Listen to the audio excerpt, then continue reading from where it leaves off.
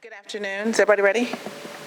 Thank you all for being here for today's weekly mayoral news conference. We have some pretty important updates to share with you guys today.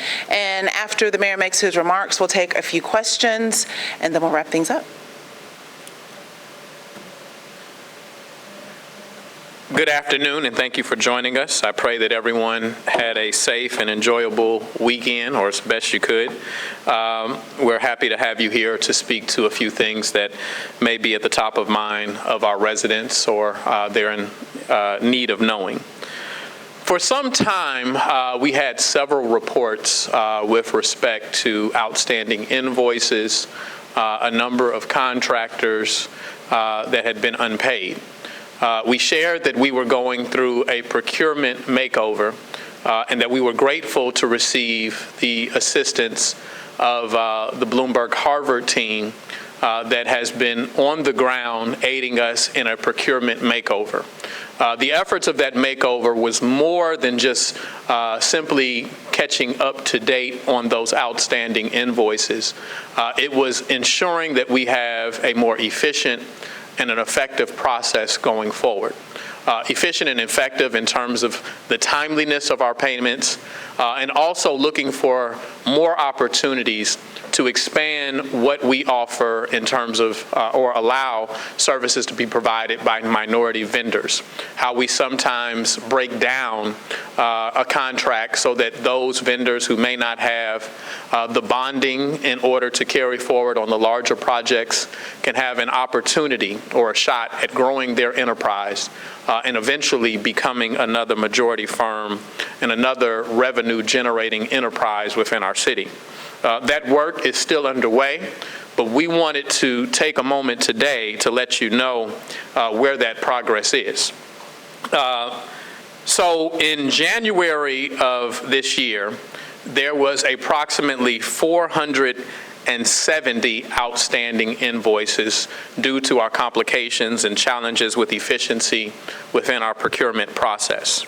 And that was at a price tag of the outstanding invoices, a price tag of approximately $9,760,000. And as of July of this year, we've been able to reduce it from 470 invoices to 180 invoices at a price tag of not only, because we want to get them to the very last, but greatly reduced from the $9,760,000 to $703,000.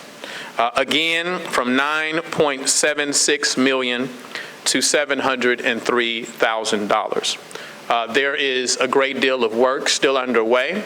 But to be able to reduce that in a sizable way is proof of concept of what we're working on.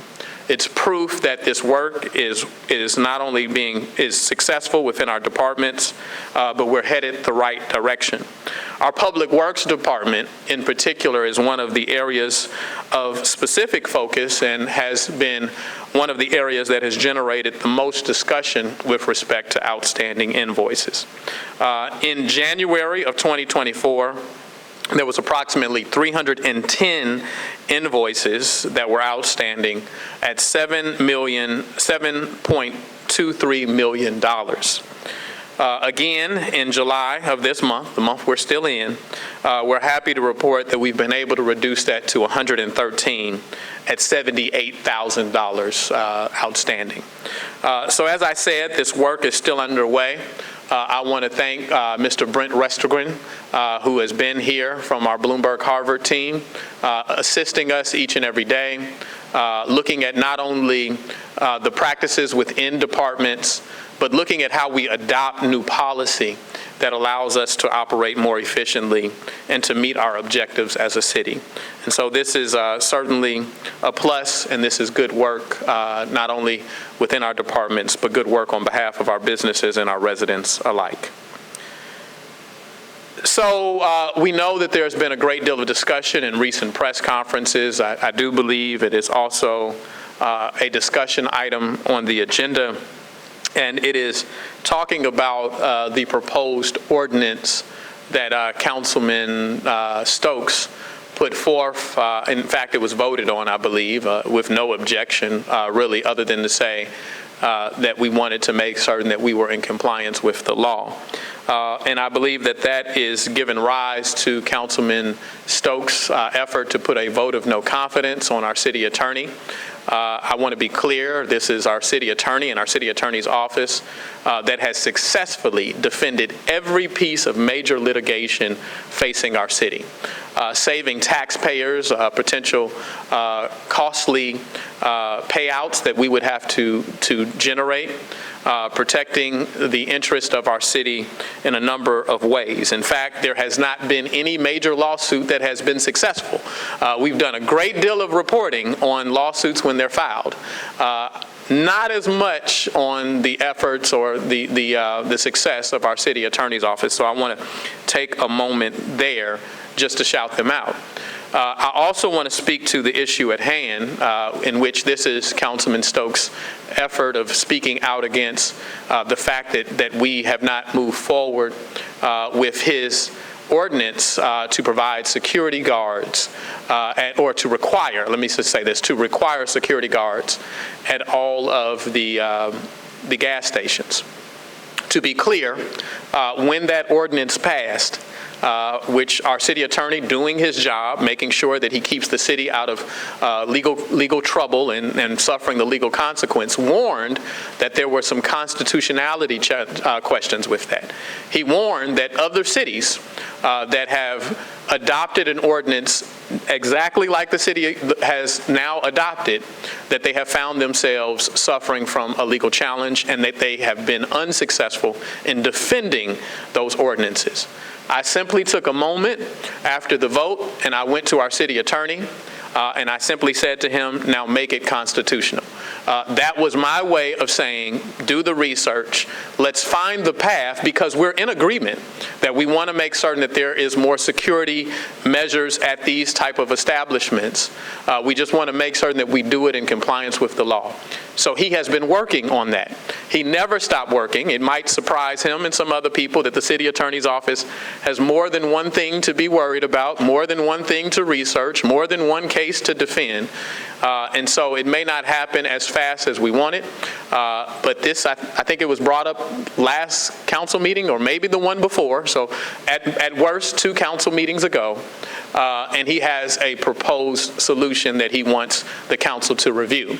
It is not on the agenda for adoption, so he will likely speak to it tomorrow or say that he's passing it out for their review. After they review it, then we'll see whether there's some next steps that they want to take.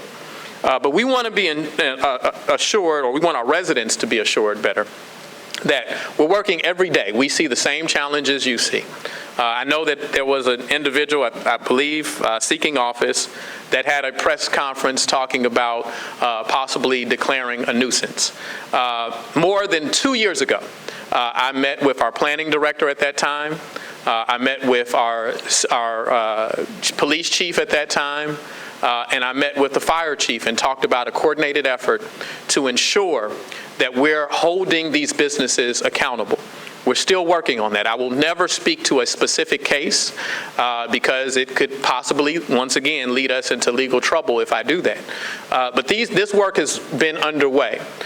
Be cautious of those who have suggestions and have not been doing the labor for the last 8 years. We've not seen you supporting and fighting on behalf of these issues, and then all of a sudden you're present at the appropriate and convenient time.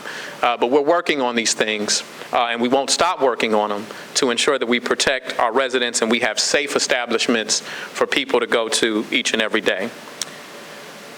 I shared with you that I was going to be having a meeting with both NV, which is the third-party operating company for our JTRAN service, and also the JTRAN union. And as promised, I had that meeting. There were very tense issues to be discussed. I thought they were relevant things to be discussed. But at the end of the day, at least from my perspective and what I shared with both sides, is that while there were a lot of feelings behind and sentiments and emotions behind their positions, that they really, from just an observation of the outstanding issues, that they were not that far apart. So I encouraged them, and we set some timelines based on a number of concerns that we asked that they get together and continue their discussion. And they have begun meeting amongst themselves. We did get word that there were talks about a strike, that communication had broken down. Since that point, we have, however, been informed that talks have resumed, and they are using the benefit of mediation in those discussions. It is still time on the clock from the time frame that we discussed, and so nothing is out of order as of yet. And we are prayerful and we are hopeful that their conversation and discussions will be fruitful. We did not want to be, while we were trying to make sure that we brought everyone to the table, we were not trying to inappropriately or improperly serve as the mediator before their discussions. One, we have a vested interest in how things turn out, and so we didn't want to be the mediator, but merely to express the consequences of an inability to reach a negotiation and the interest that plays for the city. And so we encourage both of their representation, but not only the individuals who are in leadership for those different groups, but also their council to meet. And so those discussions are still going on, and we're happy to hear that, and we look forward to a solution being presented in the near future prayerfully. We've also heard from residents that have talked about streetlights. We've noticed a number of streetlights are out in the city for some time. We're constantly hearing of residents' complaints about dark streets, dark neighborhoods, dark communities. And I shared that I had already had a meeting scheduled with Haley Fazackley, the CEO of Entergy. He and his team met with us recently. Would describe it as a productive meeting. He shared that they have an interest and a desire to make certain that these lights are once again turned on. And so they shared what would be helpful in the process. And so we discussed a communications strategy so that we can work hand in hand in order to make certain our residents know how to report a light that is out and what is the easiest mechanism to do that. What they shared is that if you download the Entergy app, if you go on, your iPhone or Android, that app is present, and there is a section or area within the app that allows you to take a picture. All you have to do is get near the pole. And that not only lets them know the number of the pole, it gives them a ping of exactly where they want to go. Now, you can still write down those numbers. We know that all of our residents are not tech savvy or may not use applications within their phone. And certainly we will accept that information and relay it, or you can communicate with Entergy directly. But for those residents, and we know that most of our residents use their phones for a number of things, we ask that you help us out. We're going to go out and do everything that we can in order to identify poles as well. But deploying an army of Jackson residents will lead to the process of populating the system as soon as possible. We ask within that, after we get that information, that the same way we've been giving you reports on traffic lights that are out and the schedule for repair, the process by which we're trying to address these issues, that we can give a condition assessment of where we are with street lights being out in the city of Jackson.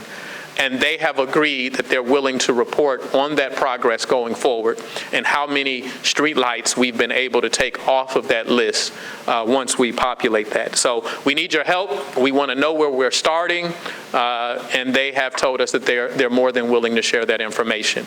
We invited them to this press conference, but in their defense, we had the consideration of them being a part of this press conference at a late hour. So we invited them, in the 11th hour, and they were unable to be here. But I'm certain they'll be more than willing in the future to speak about this. I know that there have been a number of discussions at city council meetings. I think that the president of ASJAN came forward, Mr. Ernest Ward, I believe that's his title, forgive me if I'm wrong. He spoke about a number of concerns. I was out of town, if you recall. I was not here at that council meeting. So once I got back, I was notified of his concerns, and I reached out. Let me say this for those that have not had I've not had the chance of running across me, and like many residents do, and sharing their concerns. I try my best to be accessible to people. In fact, much to the chagrin of my team, I'm constantly being chastised by my executive team, particularly my chief of staff, because I give my number out frequently. Some of you that are here, in some of the media, you have my number. I've never had a problem giving out my number. Now, with the media, Melissa has kind of taken charge and ensures that I run things through her. But you can testify of sorts that I've always given my number to people. Now, I don't think that it's possible or feasible that every Jackson resident's complaint will be able to be filtered through me. I don't believe that, and I don't believe that the Jackson residents believe that. But Mr. Ward is one individual that I've met with on several occasions. I've always demonstrated an openness to sit down with him, and that remains. I want it to be clear that when we reached out, when my executive assistant reached out, he shared that he wanted us to communicate through his attorney.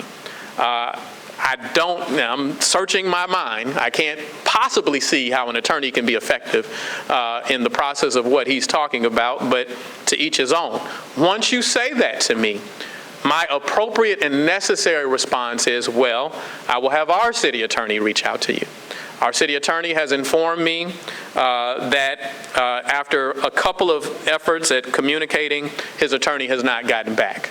So I want people to know that we are on top of it. We communicate as we always have. Now, I will say this, because once again, because I give my number to people, I've heard this quite frequently. Over a little over a month's period of time, I was having significant phone troubles with my primary number.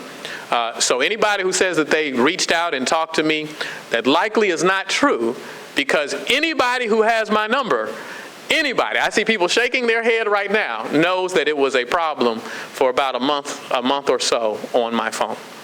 So that being the case, we have a number of mechanisms for people to communicate. We encourage them to do that, and we're always willing to talk about it. I can share that many of the issues that have been discussed, not only have we communicated, we've endeavored to resolve them. The littering that has taken place, the illegal dumping, we have cleaned those sites several times, right? Now, we're looking for more mechanisms to make sure that we hold people accountable. Our police chief has actually started an entire division dedicated to how we address the issue of illegal dumping.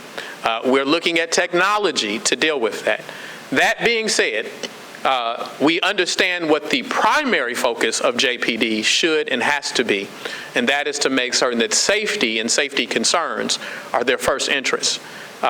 They are still working to make certain that they provide effort and towards the solution of making sure that we stop illegal dumping, but it's going to require an all hands on board effort in order to address that.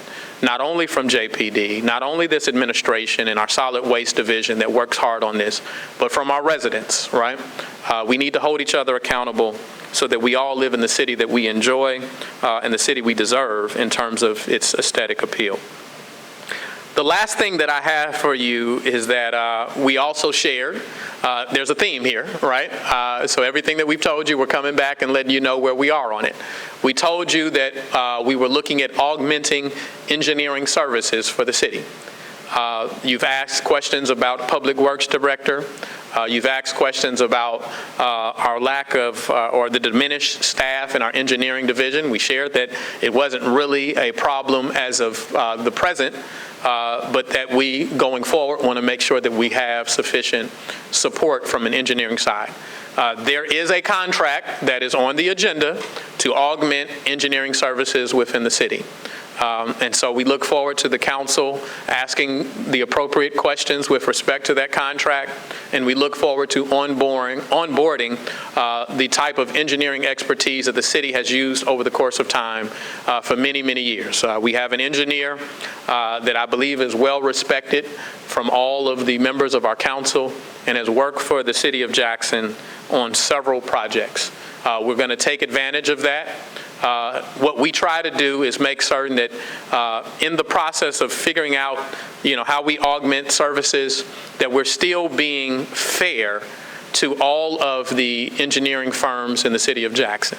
Our view is that we want more people to have a piece of the pie, a bite at the apple, whatever analogy is helpful to you.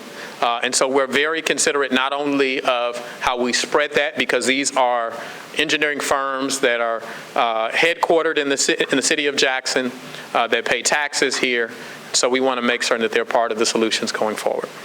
So with that, I believe that concludes the things that I had prepared for you, and I'm ready for questions. Anthony, I'm going to do it a little different, because when you're here, I usually pick on you or Ross or CJ LeMaster. So I saw a hand go up in the back here. I'm sorry, I don't know your name, but. Okay, how are you doing? I'm good. How are you? I'm well. Oh, so Ross got in on you anyway. I don't know how he figured that out, but I'm listening. So, do you have plans to run for a third term? If so, how do you feel about at least 4 candidates who are already wanting to run against 8 months ahead? Yeah. So I've already made a statement about that. I was asked whether I was running again. I shared after much prayer, discussion with my wife that I do intend on running for a third term. My thoughts on 4 candidates, first of all, I'm expecting far more than that. That would be the lowest number yet if it were just 4 candidates. But let me be clear. I don't think that I run, or I don't feel that I run against anyone. I run for the position, right? So it's not personal with me.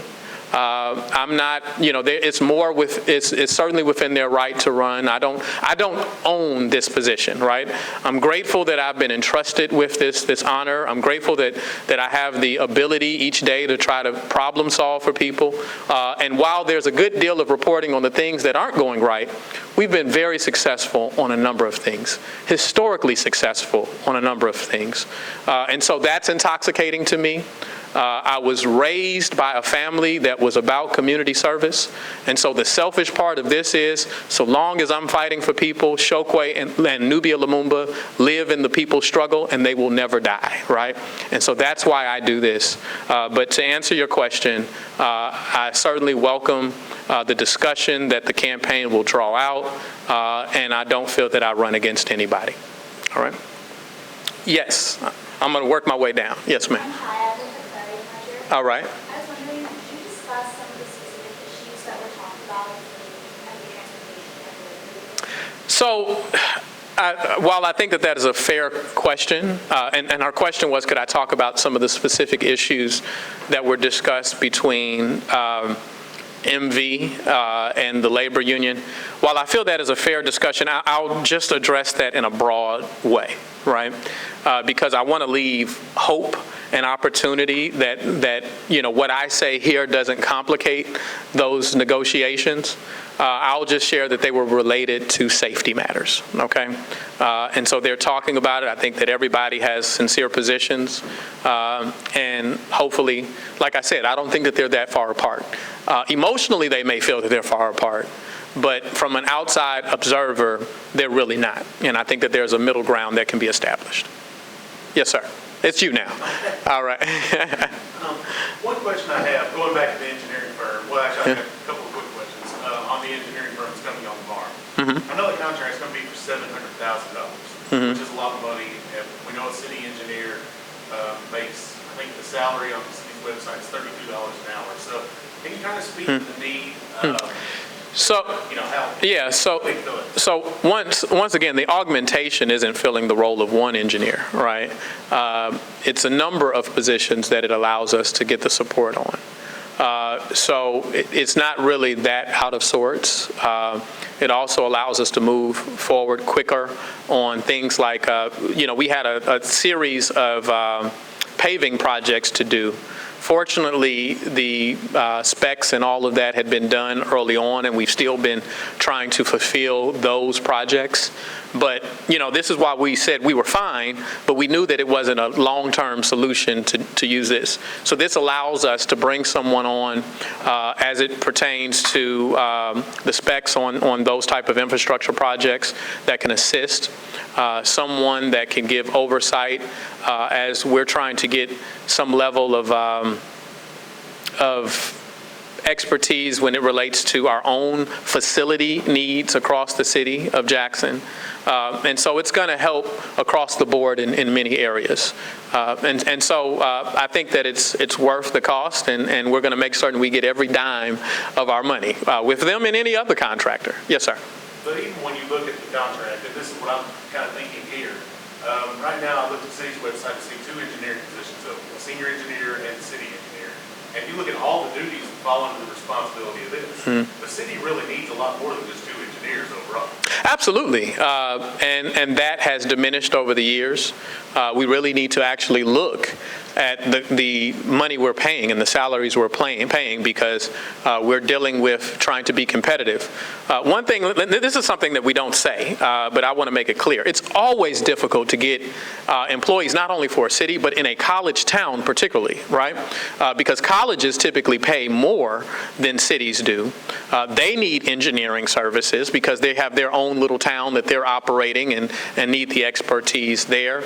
And so it becomes, and then we have the Army Corps that is not far from here. We've lost people to them. But even with those 2 engineering positions, and I hope you consider this in your calculation, it still is not an uncommon practice, even when we've had salaried employed engineers, that we still have to communicate with these engineering firms because there's limited capacity on board. This allows us to have the relationship of not only augmenting the staff, but that work that we would often have to do, then it gives us a shorter runway of that work that we often would have to engineer out or contract out with those engineering firms. So our hope is that this is an effective solution. We don't look at this present time, we're not offering to you that this is the path forward, but in the short term, it was brought up, this is an election cycle, right? People like to know some certainty there. And so this was the best solution at this time, not being derelict in our duties to our residents, making certain that we have appropriate people in appropriate positions to move forward. Yeah.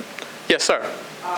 Just going back to Councilman Stokes' security ordinance, that was actually approved and adopted by the council on July 2nd. So technically, it would either be August 1st or the 2nd that it would go into effect. It's a matter of going through the validation process. Whenever the clerk gets it, legal signs it. There's still technically, and I want to be cautious in saying this because I don't want the sentiment that was attempted to be portrayed to appear correct. Technically, I still could veto, right? But I'm not against it, right? I'm not against it. What we're simply trying to do is effectuate what Councilman Stokes and all of us agree needs to happen, right? It needs to be more security at these gas stations at a number of enterprises, right? And to be clear, because people make the change or they've compared my administration to past administrations and these challenges. The thing that changed it was that the state legislature adopted law that said that changed the premises liability on owners of those establishments. It reduced the level of liability that they have when events like that take place. And so previously, it was in the best interest of these owners to have security on site because they were protecting their own pockets. They were protecting whether they got sued and whether when they got sued, they could potentially lose their business, right? And the fact that that liability is no longer there now puts an increased burden on our police officers, not only to patrol communities, not only to respond to calls, but people think that the police can be security guards too, right? And we just have this unrealistic expectation that they, while their numbers are increasing, let's say that, right? Because the next budget, you're going to be looking at us trying to find more positions, because when we reduced it and raised their salaries to entice people, we're nearly at full capacity based on the slotted salary positions within JPD. JPD, who's also solving crimes at more than 72%, which is almost 20 points higher than the national average. So JPD's doing their job, right? The facts is that we simply can't be everywhere at every moment in time. And so the fact that we no longer have these security services is hurtful to the city of Jackson. That's why I agree with the spirit of what was passed. I agree with the spirit of what Councilman Stokes suggested. But we also have to be concerned that we don't get sued by these very same owners, and that we're ultimately holding the bag and residents are left to figure it out. Because you can be sued for the lack of constitutionality of forcing a business to do something if you don't check the boxes to ensure that it's done correctly. Nobody's disagreeing. We're simply saying, do it right. Do it correctly. And so that's why I came. I didn't say, Drew, forget what they said.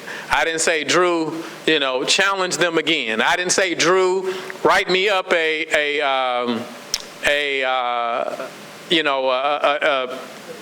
veto, right? I didn't say write me up a veto, even though, one thing that they can agree on even when they disagree is to override my veto, right? I didn't say that to them. I just said make it constitutional. And that's all we're trying to do, is make it right. And hopefully in doing that, we end up with the security services. Hopefully in doing that, there's another ordinance that's been moving around with the council.